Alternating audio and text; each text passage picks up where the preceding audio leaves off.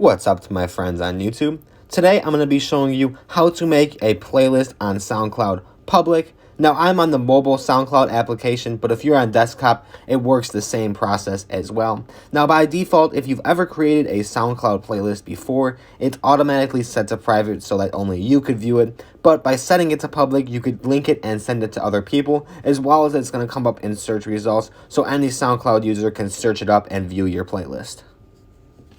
So once you're in SoundCloud, you're just going to head on over to the playlist that you want to make public. I just go on over to the playlist and album section here. And then what I'm going to do is click on the playlist.